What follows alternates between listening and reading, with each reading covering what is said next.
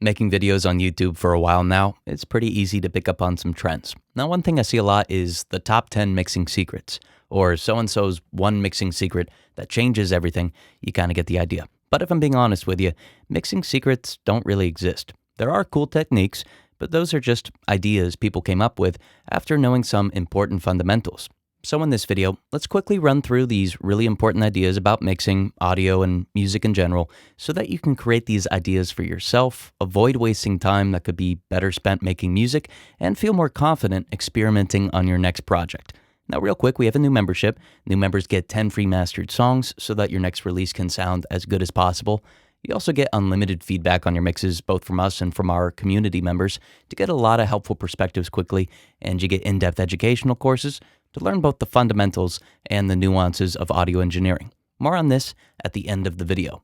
So the first thing I want to talk about is how establishing levels is half of the job. So before you start worrying about plugin combinations and unique concepts, first focus on your levels and basic panning. Now, instrument interaction is the biggest part of any mix, so ask yourself some questions like, can I hear everything even when monitoring at low levels? Do the levels that I currently have portray the song in the way that I want it to be portrayed? Starting with this idea is going to keep you from soloing signals or bouncing around from instrument to instrument without first figuring out how everything fits together.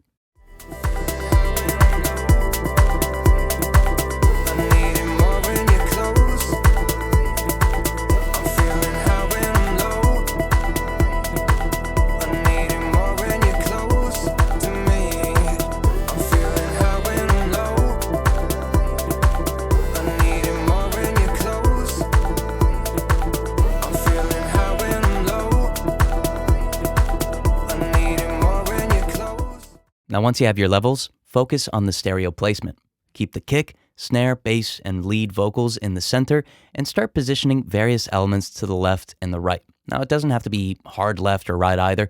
It's just something to let the center elements drive the song while giving everything else some space. Lastly, make sure the stereo image is balanced. In other words, does the energy of the instruments that I placed on the left more or less match those on the right? Now, it doesn't have to perfectly match, of course, but there should be a decent balance between the two channels. It might not be the most exciting thing, but this is half of mixing music, if not the majority.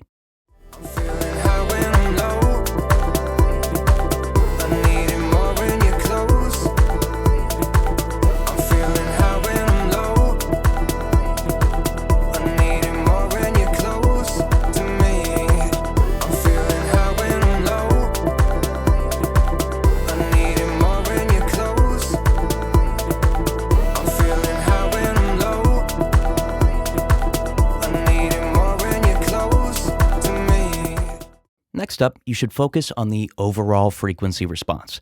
So don't get too hung up on the frequency response of individual signals, because it's the collective frequency response that matters the most. As these signals interact, what we can perceive is going to change drastically. So always think about equalization in the context of the full mix. A great starting point for any EQ that you use is finding the fundamental frequency. This is the root note of any instrument. For example, the kick's root note might be 60 Hz or 80 Hz, while the bass or the bass synth might be 110 Hz, but then jump around as the notes change. That said, just use a high-pass filter to cut out anything that you don't need, which is anything below the fundamental. So for kicks, subs, or anything with a fundamental below 100 Hz, just leave this as is. The high-pass won't make much of a difference. But for instruments with fundamentals in the low mids or mids, this is really helpful. It'll leave you with just the relevant information.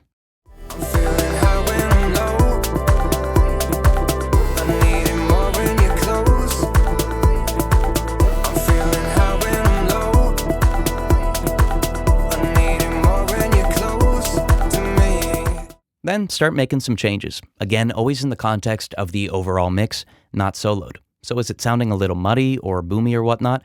Then just dip 250 Hz on an instrument with a lot of low mids. Is the vocal sounding buried? Dip 250 Hz on it to clean it up, while boosting 2.5 to 5 kHz to add some clarity.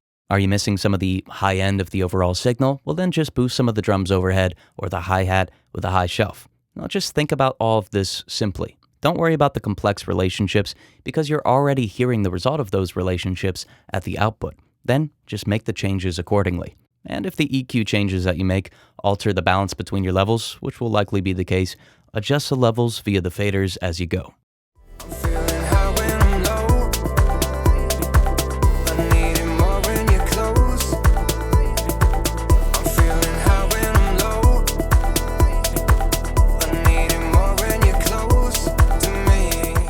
Next up, shift your attention to dynamics and the ADSR.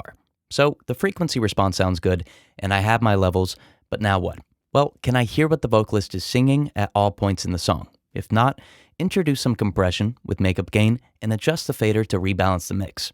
Do the guitars or the synths sound somewhat empty? If so, introduce some saturation to fill out their low mids and mids with harmonics. Do I still lack some clarity and brightness even after EQ? Well, then use an exciter to add harmonics to the high frequency range of any instrument that needs it. Is the snare or kick getting lost? Increase its attack with some mild to moderate transient expansion. Now, if the synths or the guitars aren't aggressive enough either, you could do the same thing. Increase their attack. Again, you adjust the faders as you go.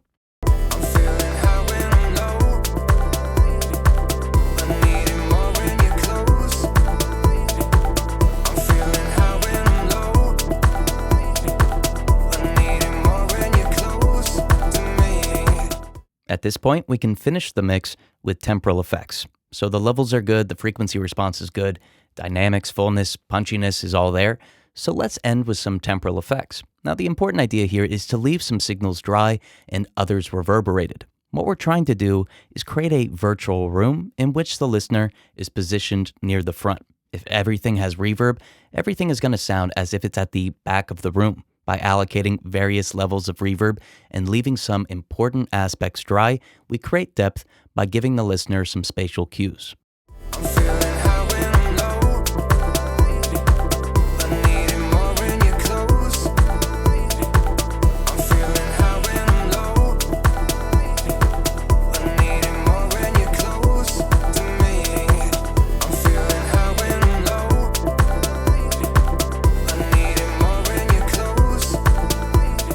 So keep these fundamentals in mind the next time that you're mixing and work through the process as I laid it out here. Some things will just take some time. For example, knowing which saturator creates the sound that you want, or knowing how much you want to control the dynamics with compression. But again, the first step that I showed you is the biggest part of mixing. And if you follow these steps, any additional effort that you put in is just going to add that extra 10% of polish that makes a mix sound professional. So try this out, get comfortable with it, then start experimenting and create your own mixing secrets.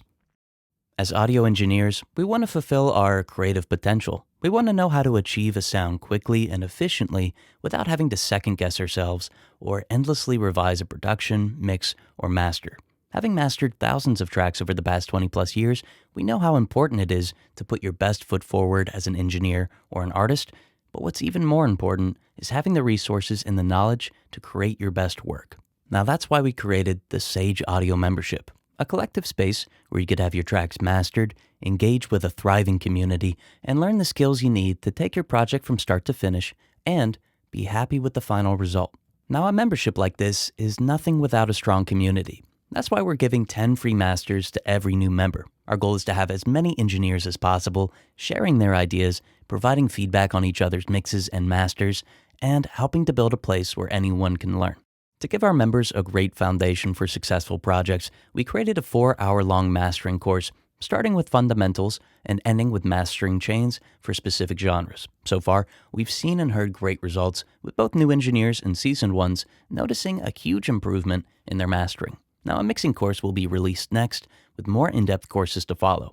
Now, in the past, you probably shared your mixes and your masters with some friends and fellow musicians, while piecing together often conflicting info from across the internet to try and improve your productions. But with this membership, you have the option to receive feedback on your mixes and your masters from multiple engineers, including Sage Audio engineers. At the same time, you could learn from a coherent, logical, and to-the-point source, giving you the tools that you need to take your productions to a new level. Meanwhile, you could have us master your tracks with your 10 included free masters, as well as 5 additional mastering credits that you'll receive each month. Furthermore, you'll have access to mixed tracks for mastering practice, raw sessions for mixing practice, start-to-finish mixing and mastering chain templates, and plugin presets designed by us. Right now, we're offering a 70% discount for the full membership, bringing the monthly total down to $15. This price is locked in. It won't go up for as long as you're a member. So sign up today to receive your discount and 10 free masters. We're excited to see what you create, and we can't wait to help along the way.